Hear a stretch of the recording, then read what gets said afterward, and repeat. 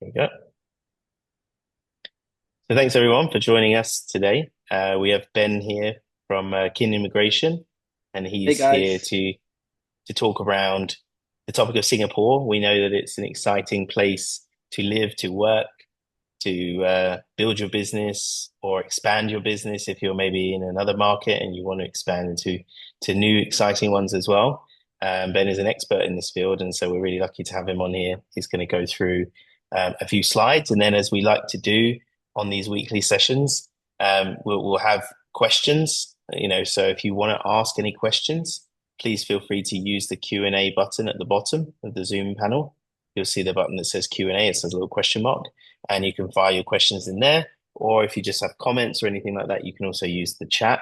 If anybody wants to raise their hand and speak and ask their question verbally, they can just use the little raise hand button, and then we'll unmute you so you can ask your question. But no pressure if you want to just type it. That's also okay.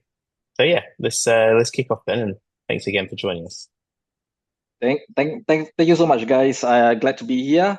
Hello, everybody. My name is Ben. I'm the managing director of Kid Immigration Network, and what we do is we specialize in migration and in both inbound and outbound to Singapore.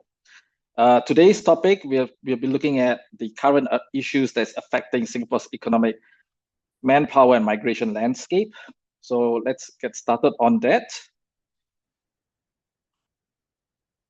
So now, Singapore has been attractive to businesses for a variety of reasons, including its strong economic and business and job opportunities.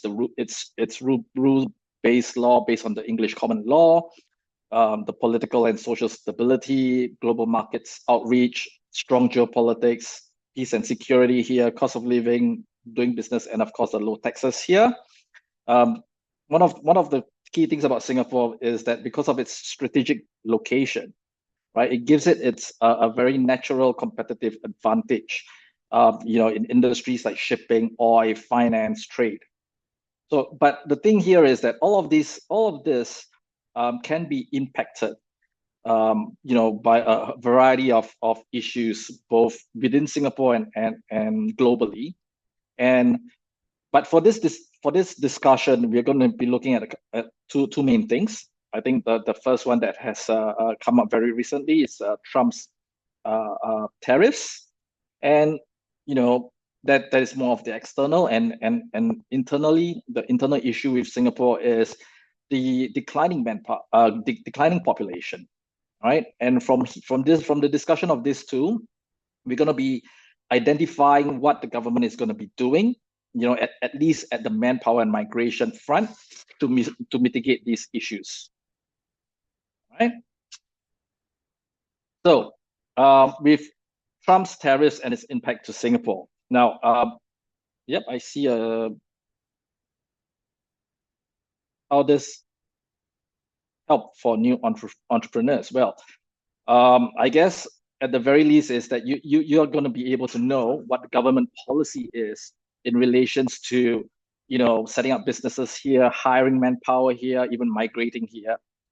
If you know what are the issues that we're currently facing, and what we can anticipate through this, what the government intends to do, at least in terms of manpower and migration. Okay, so moving ahead now, recently, as you know, right, Trump has imposed a tariff across the board to all countries. Now, just to give you a very brief background, all right, Singapore and the United States has a free trade agreement.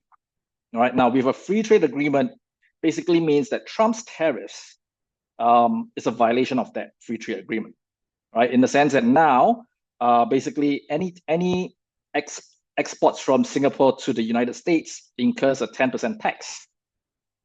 Okay, so that's the background of it, right? There is a 10% tax for all goods and services from Singapore to the United States, when in the past there was none. right? In the past, imports and exports to and from Singapore to the States was duty free. Okay, so the 10% tax, now just to be clear, right, is imposed on all goods imported into the US. It is paid for by US companies who purchase these goods, not by Singapore companies. All right, and that 10% cost is likely to have to be passed on to its end consumers in the United States. All right. Now, the key thing to note here is, look, Singapore's exports to US is smaller than our imports from US. All right, Singapore is a small place. You know, we don't produce a lot of stuff, and our imports from US, you know, far exceeds our exports to the US. What do we export? We export things like machinery, pharmaceuticals, chemicals, plastics, semiconductors.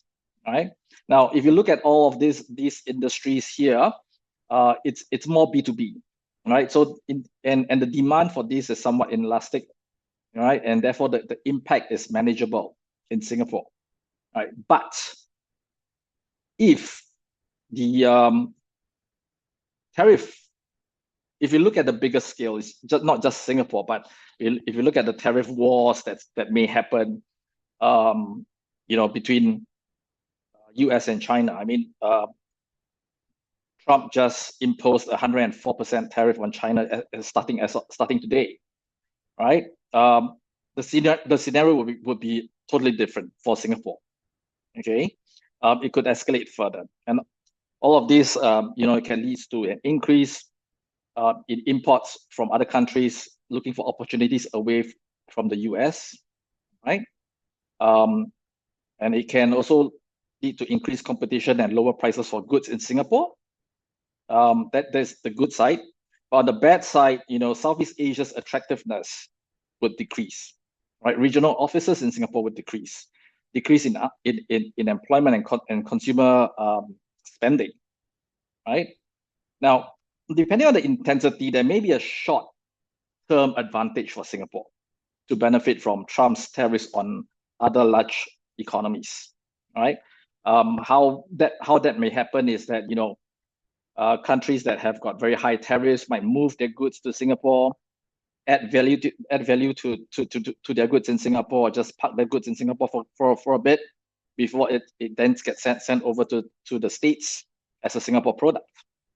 Now, if that happens, right, it will be short-lived. I personally believe that it will be short-lived due to the policing of US and Singapore. I mean, as you all know, the Singapore government is you know, is a stickler to rules, all right? And we want to protect their reputation from US retaliation if that ever happens, all right? So I don't see any long-term supernormal profits out of this. The basic rule is that in any tariff war, nobody wins, right?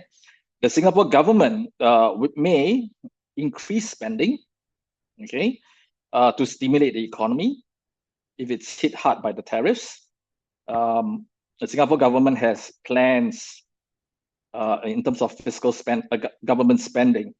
I mean, next year they've got Terminal 5 coming along. They've got land reclamation. They've got oil refineries that they're planning to build into the infrastructure projects to stimulate the economy.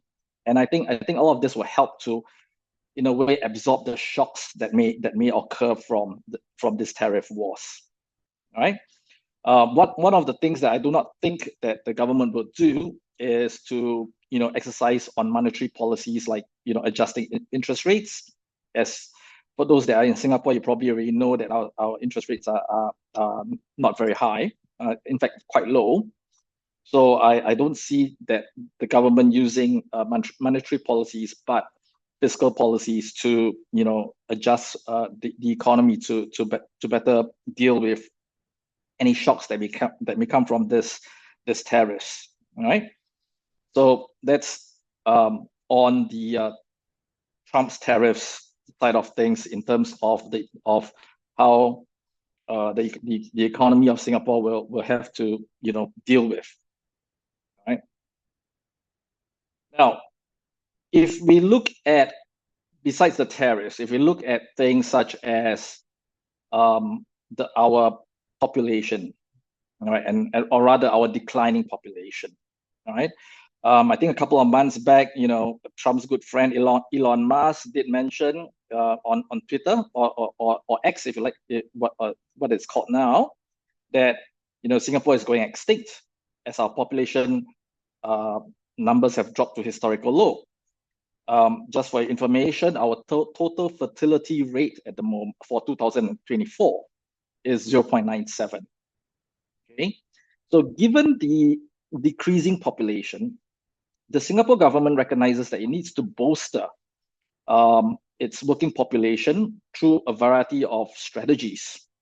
And one of the strategies is to use strategic use of automation to improve on efficiency and to reduce reliance on manual labor. More traditionally, the other strategy that the government will have to be using, is the import of manpower, right?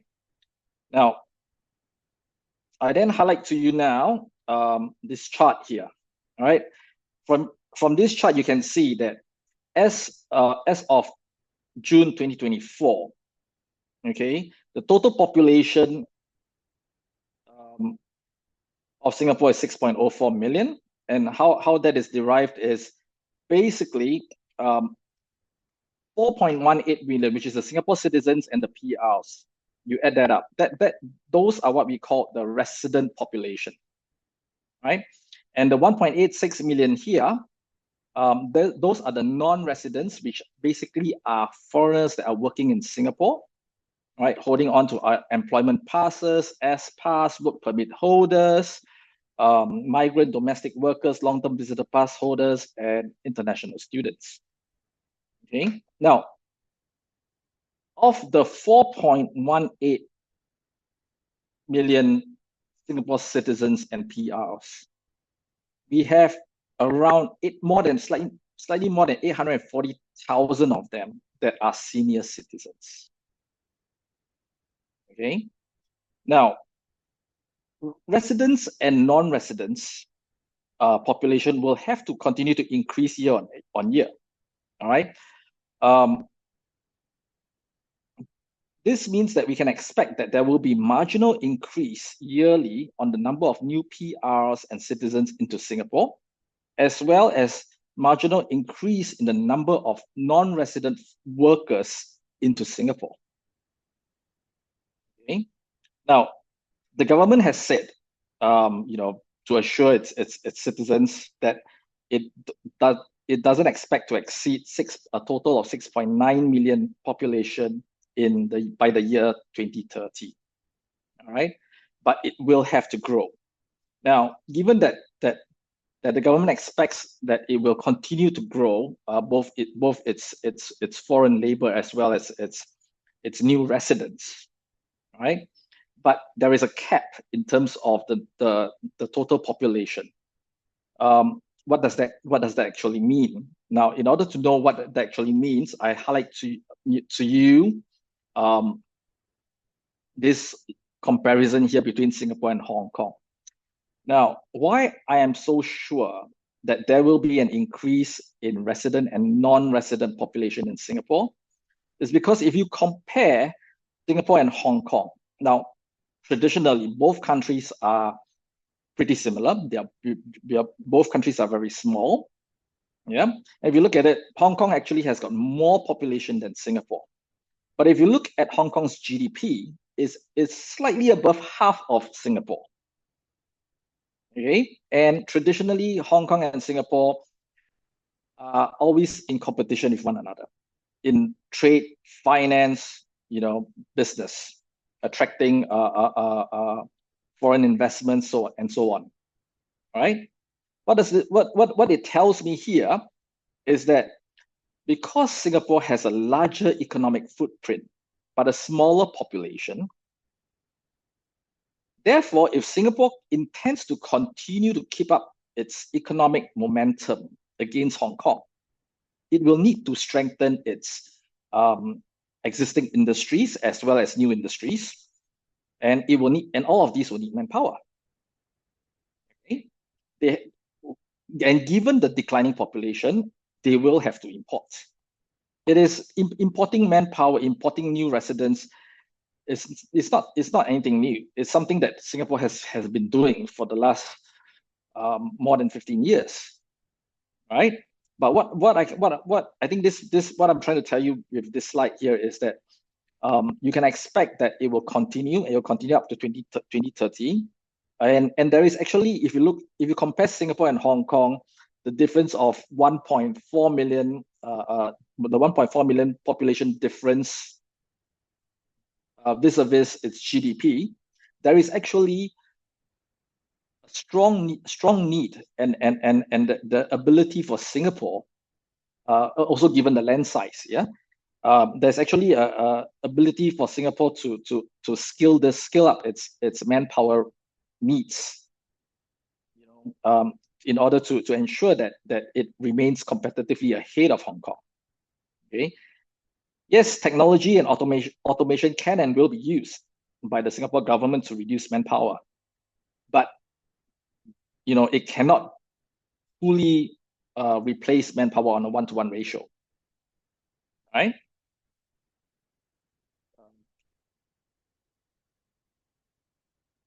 So what can we expect? Well, Singapore has been promoting childbirth since the 80s. Okay, but it's not working, right? Total fertility rate now is 0.97. It's at its all-time low, and I believe that it will continue to decline. All right. What does this mean? It basically means that on the automation side of things, okay, there'll be more reliance on automation. Now, what does that mean for businesses? Higher costs. Okay. Similarly, right, businesses or business owners, if you intend to come to Singapore and set up business here, the focus by the government, or what the government will be looking for, are higher value service industries. Okay.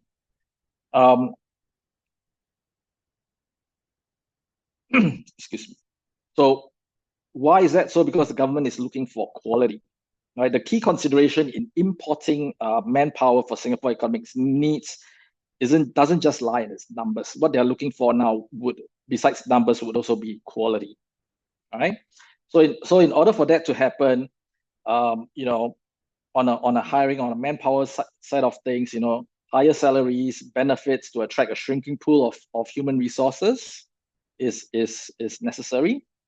But again, this may change if there is a tariff war, right? If it's an all-out tariff war and the economic situation goes bad, and there's high unemployment rate and stuff, this will change, right?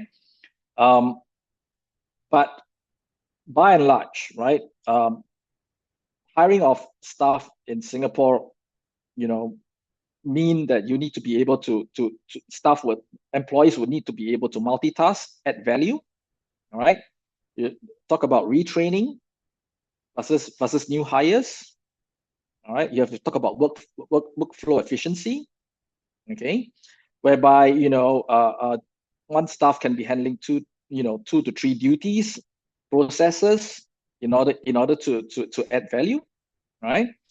It will also mean that companies' HR policies and practices have to be more pro employees to attract and retain good employees. Right.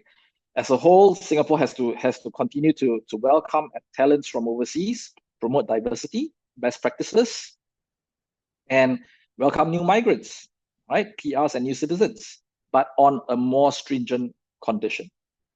Right. It's no longer about just taking in migrants, with money, but now it's about the quality as well. Okay. So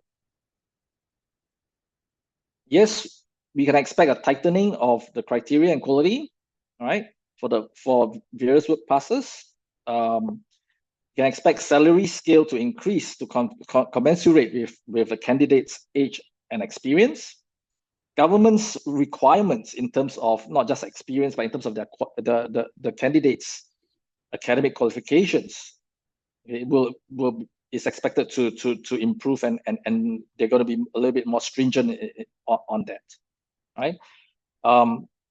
Foreign workers as well as migrants, will also be expected to have more professional qualifications and accreditations together with their work experience, right? And if, of course, increase in demand, recognition on new expertise such as fintech, healthcare, right? These would be areas that the government would also AI. The government would also be looking as what they consider as higher value. So this slide here basically is a slide that basically shows the various work passes that foreign workers can go on. I think my point here is that, look, we can expect that an increase in not only the eligibility criteria to get these work passes, but also the cost of these passes. In the past, S pass was, in order to be eligible for an S pass, a migrant worker needed a salary of $3,300. Now it's $3,800, and in the future it will increase again. Okay, because of increase in the need of quality. Okay, the government would expect foreign workers to be more qualified, to be more experienced, and to be able to value add and efficient size. So that's the whole point. Moving on to new PRs and citizens. All right. Similarly for them, okay, it will be the quality that will count, not just how much money they can bring into the country, but how they can contribute to Singapore's economic and social fabric. Right? Governments will be looking at things such as their professional contribution, awards recognition, whether they are a member of professional body, their character and fit, financial dependence, fit and contribution, social assimilation, integration and contribution. How well are they able to fit into the society here? Okay, greater assimilation, family, businesses and ties. Do they have strong family and societal links and bonds? And for businesses, not just how much they can contribute to the economy, but also how many people that are they able to employ, how many locals are they able to employ. Okay. Yeah, it's so all of these other factors will continue to be more stringent for new citizens as well as migrant workers coming into Singapore to work. Solely because in order for the government and in order for Singapore as an economy to continue to grow, right, it will not only need the numbers, but it also need the quality. Okay, so that's basically the end of my talk. So if you've got any questions, feel free to ask me here in the chat box, or drop me an email, and I'll be more than happy to answer it for you. Thank you very much, Ben. It's quite insightful. Thank you so much for all the data points and the current context with Trump and the population growth and where the country, Singapore, is heading, and also the comparison that you did with Hong Kong as well. Really insightful. Yeah. Thank you very much. I have a question, a couple of questions. I'm sure our audience will also ask questions. My first question, though, is not exactly on the topic that you covered, but more on your story itself, because we have lots of founders, entrepreneurs joining the call today. Maybe it will be interesting for them to tell a bit about your journey itself. Like you're running a company. How did you end up being a founder yourself, and how did you get into this migration business? That might be interesting for them as well. Sure. All right. Just to give you a bit of a background myself. All right. I am a Singaporean citizen. I was born in Singapore, but the interesting thing was that I grew up as a migrant myself in Melbourne, Australia. I did my high school in Melbourne. I did my university studies in Melbourne. I worked as a banker in Melbourne. So I spent a good almost 20 years in Melbourne living as a migrant. Um, you know, uh, Studying there and then working in the banks, Commonwealth Bank, as an analyst. Um, but me being the bookworm that I was in uni, I did pretty well. I went to very good universities. Did a double degree, as well as a couple of masters there. And throughout all of this, as a migrant, as an international student, at that time I didn't get I haven't gotten my PR yet. I got to know a lot of other foreign students. And in my journey to get my PR, I finally understood, how important it was to have that guidance and the social fabric and network to support and guide a person through the journey. And the journey didn't end when I got my PR. I needed to build, a whole network of social friends and supports. And that was something that I learned and appreciated. And coming back to Singapore, I again went back into finance. Understood the industry as well as the economy a whole lot better. And I retired after a couple of years in private equity. And in that sense, I was asking myself, what do I do, and what can I be doing that is meaningful. So moving back and understanding my past, right, my academic past, my life as a migrant, and I found that there was a great fit with Singapore. I mean, because Singapore is such a cosmopolitan place, and it's got it welcomes diversity and migrants from all over. And that's why when I had the opportunity to come into this industry, I took the pledge. Yeah, so that really is my story about how I ended up in this. Thank you very much, Ben. Very quickly, Yeah. there is a question here on what are some examples of high value service industries that Singapore is prioritizing. Yeah. So just very quickly off, a layman's term, things such as artificial intelligence, what did I say? Artificial intelligence. What do I want? What do I want to say? Okay, if you look at industries, right? You have to look up the value chain. Okay, if you are able to look up the value chain and identify which is the higher value chain, those would be it. AI is just, if AI is like the higher part of the value chain to IT. Okay, so that's probably what I would say would be my answer. It really depends on what you're doing. I mean, if you can tell me what you're doing, then I can probably help you to identify what's the higher value of that value chain of that particular industry. Am I making sense? I'm sometimes I tend to blabber, but that's just me. I just like to I probably think and talk along the way. No, I think it's okay. I think it's quite clear. I think we'll see if they add a bit more comments into the chat as well.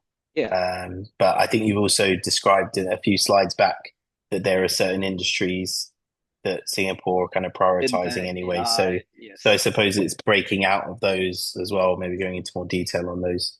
And is that partly because I mean, is there a desire to sort of have homegrown talent in that side of it as well? Like, as in, does that reflect in university curriculums and things like that, like those types of roles, or is that mostly seen as, okay, we want to import that skill set, but we have our homegrown talent do another industry?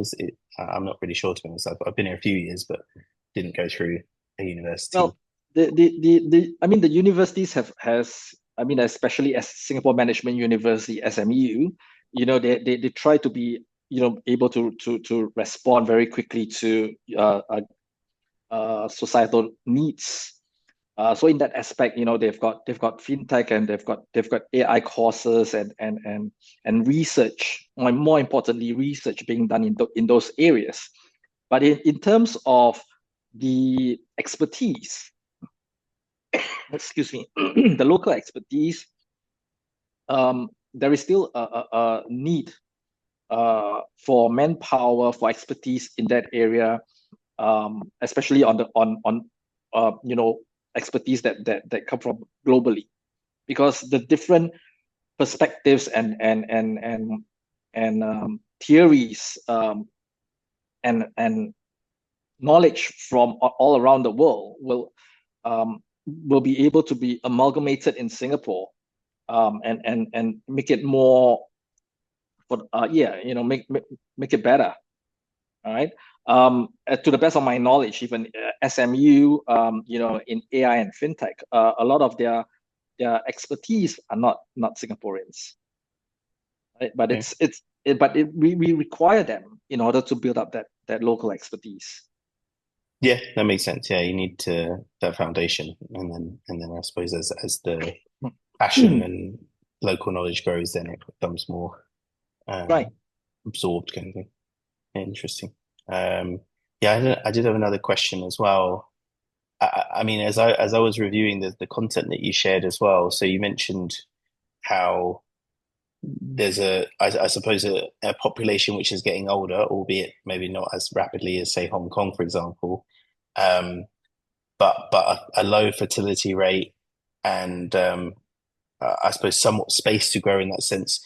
Even though there's a desire from the sort of government for good quality talent in that sense, do you think that also then underlines that there is still a desire for foreign talent in that regard? And just because I think, somebody said has lived here for a few years now, I know, I think that you do sometimes see conversations with local businesses and things like that where there might be concerns of saying, okay, well, we want to have as much homegrown talent as possible, and maybe less international folk coming in that regard, and in that sense. So I suppose it's like, I know it's difficult for any government to kind of, you can't please everyone in that sense, but I got the gist based on all those criteria that actually there would be a need for foreign talent to continue, really, because otherwise you kind of reach a point. Definitely. And I think one of the things about Singapore that I truly appreciate is that, from it is a very cosmopolitan place, not much different from Melbourne, where I was. In fact, in terms of being nationalistic, I wouldn't say patriotic, but nationalistic, or Singaporeans are a very outward-looking bunch. The government is, and the government recognizes that foreign talents is very much needed, and very much needed as part of our society. In the sense, I mean, if you look at the senior management, even the senior management of many government-linked companies, as our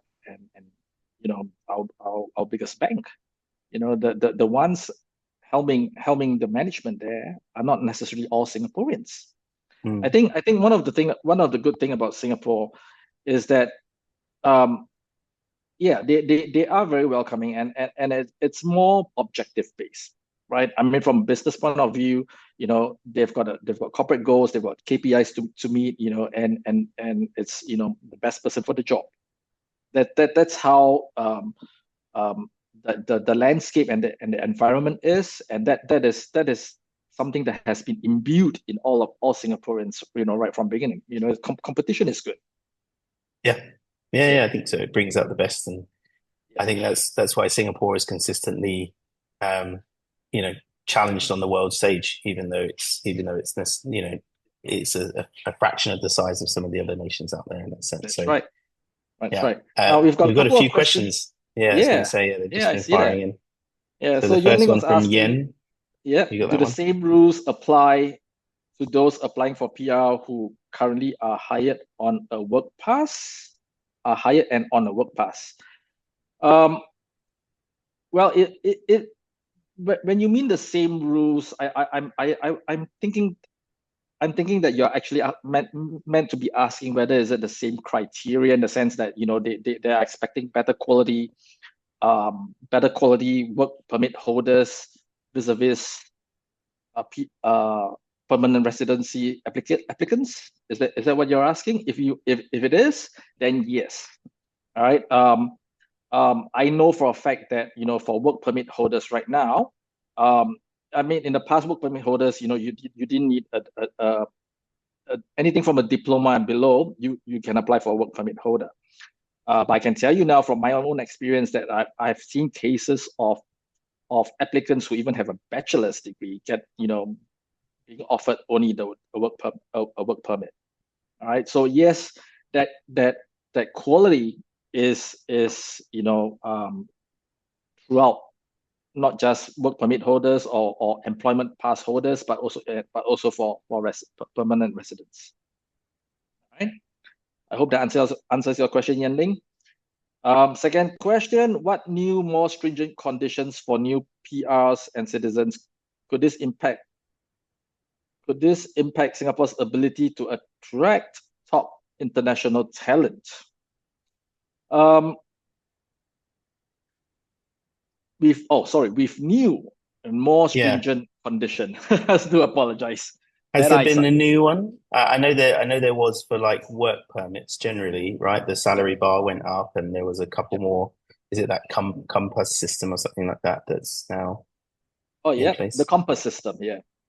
So could this impact on Singapore's ability to attract top international talent? I guess that the key word here is top international talent. Now, with when you say top international talent, it would mean that it's somebody that has got the necessary years of exposure in this specialized field. And if that's so, and of course with that, that person would have the necessary qualifications, accreditations, awards, and what have we. And if that's so, the ability, it would naturally come with a very high salary. Okay, just to give you an example, an American that I know, a client of mine, that has got a medical degree as well as a PhD, could easily and is therefore considered a top talent, right? Got into Singapore, into one of the universities in Singapore as the dean of school, of medicine, right? So yeah, I wouldn't say that it will be hard to attract top international talents. In fact, it is the opposite.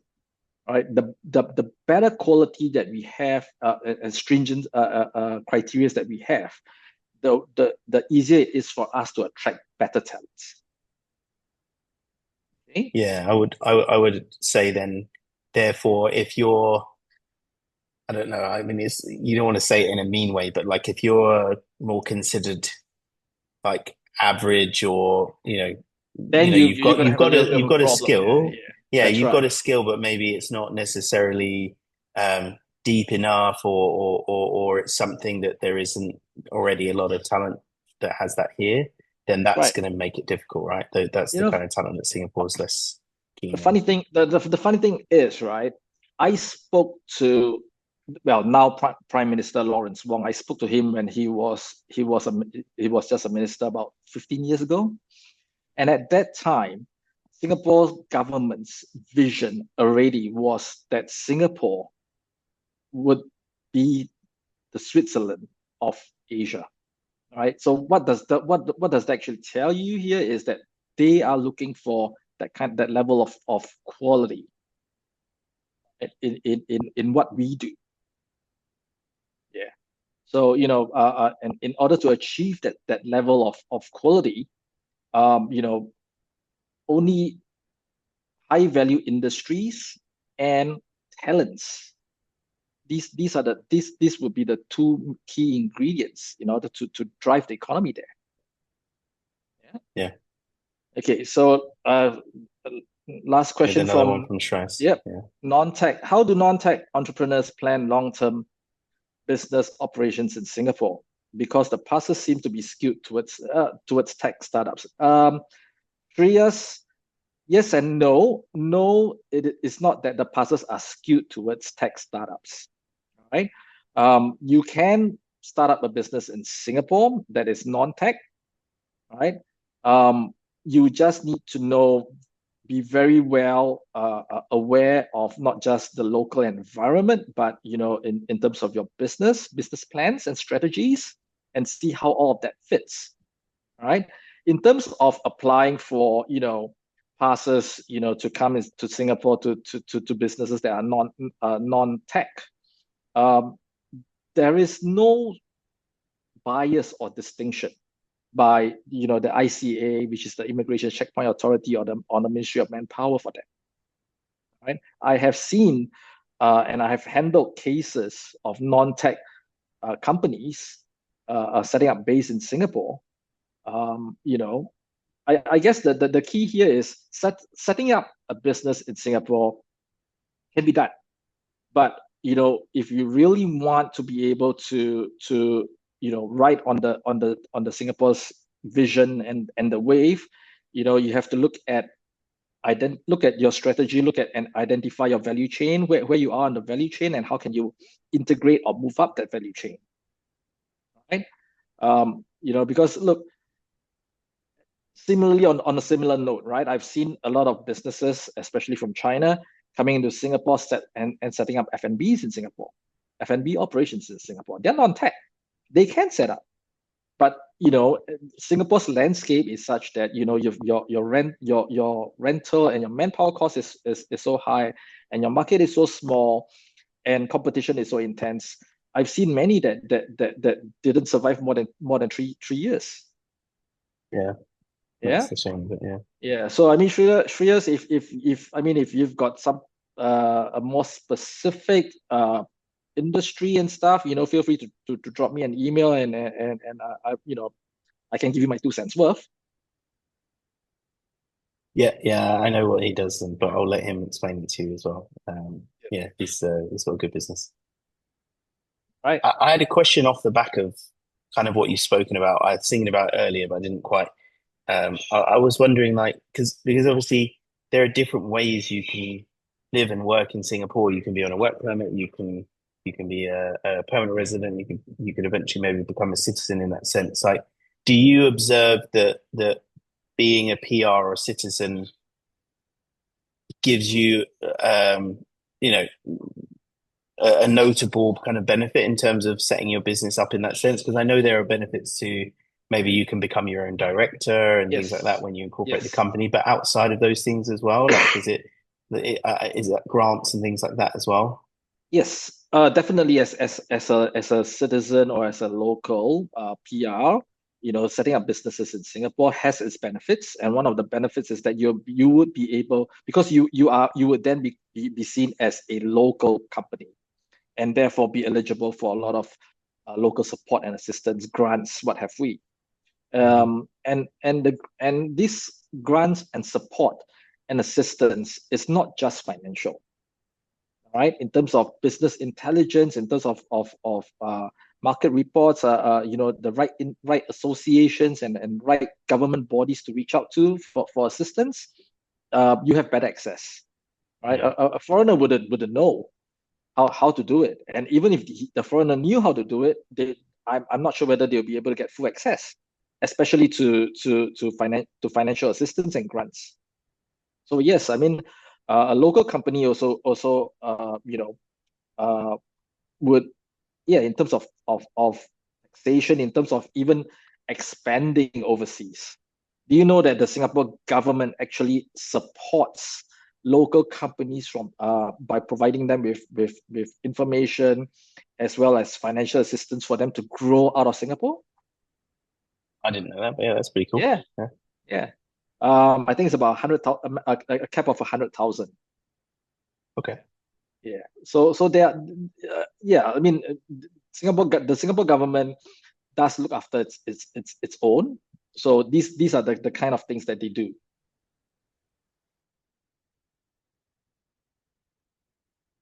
Thanks, Ben. Another question from me. One thing that we see, Ben, is that some of the high growth startups from the region come and set up in Singapore as a market access kind of strategy, go-to-market strategy. These could be companies from India, from Vietnam, sometimes as far as from Australia as well. Like we've helped set up their companies, but more from a migration point of view, do you see these companies that kind of come to Singapore to kind of access the Asian market? Do they bring their staff over as well, or do they tend to kind of hire from Singapore like locals? And like just the trends around kind of from a hiring and getting employment passes, are they becoming like investment based PRs, just from a high end high growth startup point of view that kind of set up shop in Singapore?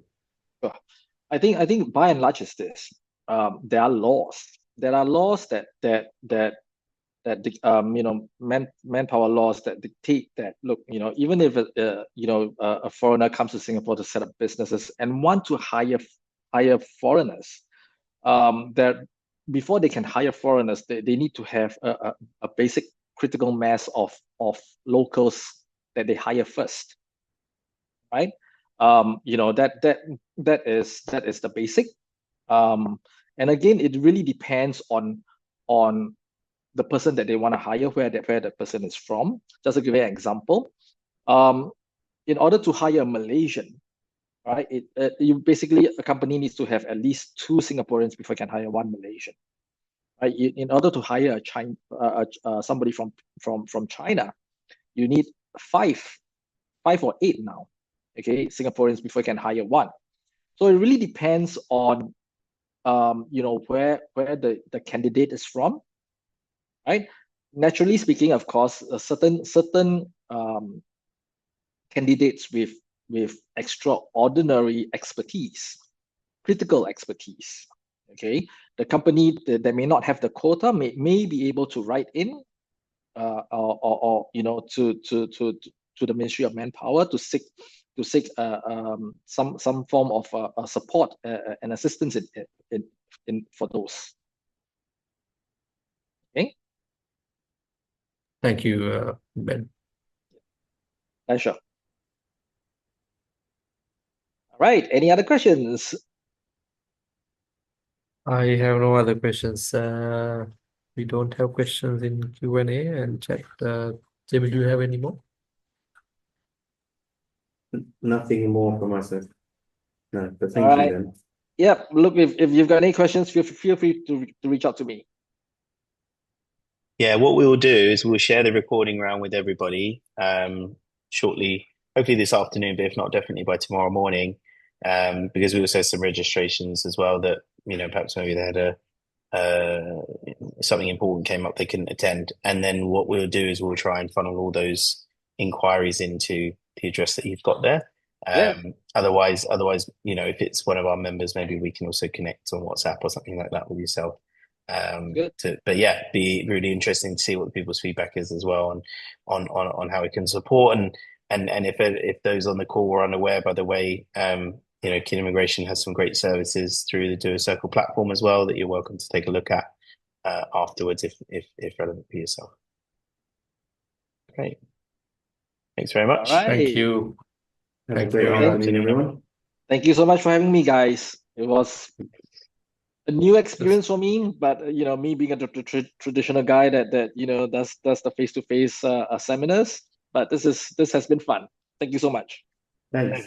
Thank you. Thanks, guys. See ya. See you.